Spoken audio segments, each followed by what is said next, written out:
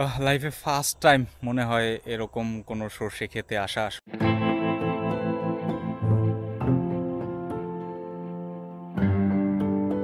তো আমার সামনে দেখতে পাচ্ছেন দুই লাপা লাপা চলে এসেছে। আর মনে করেছিলাম আমি তো আর সাথেই চন্দনকে নিয়ে আসছো। আমরা তো দুই ভাই এসেছি আমাদের না সাথে। না, যাবত চিন্তা করতেছিলাম যে একটু ঘুরতে বের হব। আসলে সময় হয়ে উঠতেছিল না, ডিউটি সবকিছু মিলিয়ে আসলে প্যারাই বলা চলে।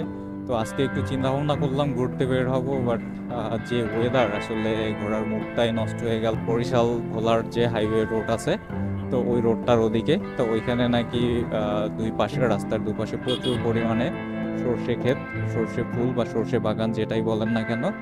তো আসলে ইচ্ছে ছিল সেগুলো একটু উপভোগ করব, প্লাস আপনাদেরকে দেখানোর চেষ্টা করব। দেখি আসলে গিয়ে পাই কিনা। এই মুহূর্তে বরিশাল ইউনিভার্সিটির সামনে আছে, দেখতেই পাচ্ছেন বরিশাল ইউনিভার্সিটির গেট, এই মেইন ক্যাম্পাস বরিশাল ইউনিভার্সিটির।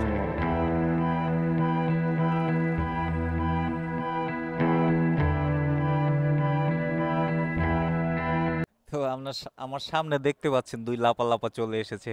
আর বাকি দুজন কই?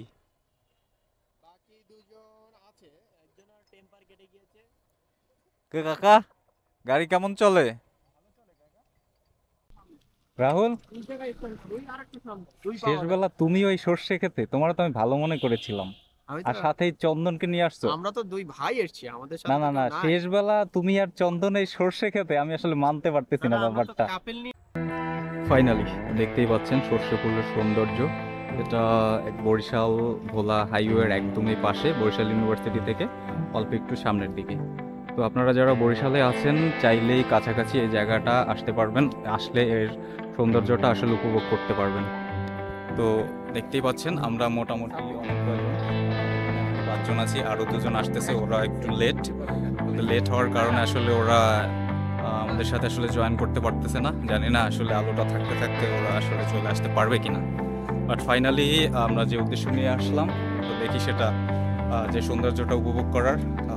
আজকে ওয়েদারটা একটু অন্যরকম, আপনার দেখতেই পাচ্ছেন প্রচুর পরিমাণে মেঘাচ্ছন্ন, আর সাথে কয়েক ফোঁটা বৃষ্টিও পড়ে গিয়েছে।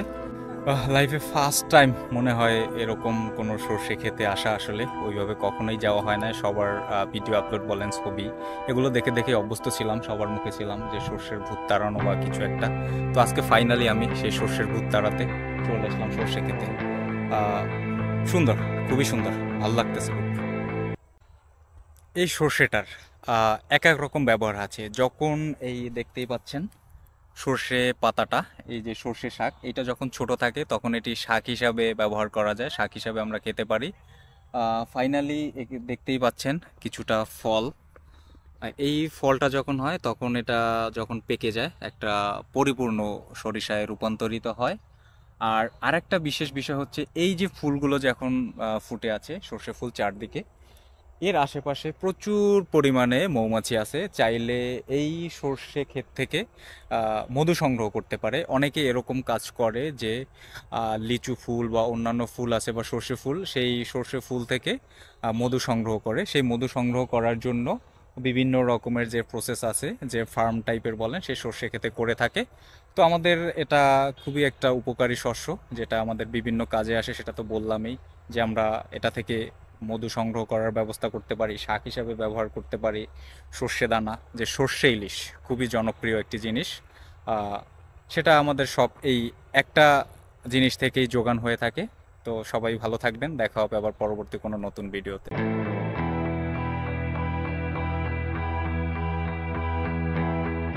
হইসা খেতে, ঠিক আছে। এখানে ভূতটারাই আসছেন, অনেক সুন্দর সুন্দর বুথ আছে, স্মার্ট স্মার্ট বুথ। স্মার্ট ভূত। কেউ যদি চাইলে পছন্দ কোনো হয়- পেতনি যদি থাকে আইসা ঘাড়ে উঠতে পারে। হ্যাঁ, ইয়েস, গুড। তবে এই একজন তার পেদনি আছে। না, এর এর দিকে আবার এর ঘাড়ে ভর করা যাবে না। কিন্তু এই যে ইনোসেন্ট আচ্ছা, এই ছেলে কই আছে, আসেন। স্মার্ট স্মার্ট ছেলে আছে, এই পাশে ক্যামেরাটা নিতে হবে, এই পাশে এইদিকে নাহলে ক্লিয়ার আসবে। এই, সবাই কাছে কাছে কাছে। ক্লিয়ার হয়ে গেলে দেখেন।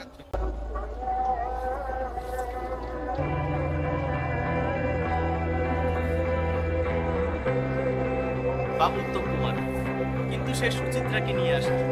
একা একা আসছে। এটাই তার ব্যর্থতা।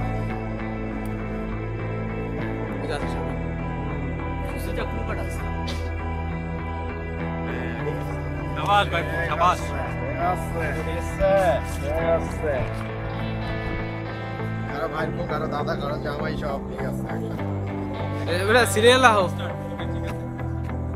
সিরিয়ালে সিরিয়ালে সবাই সিরিয়ালে খাও।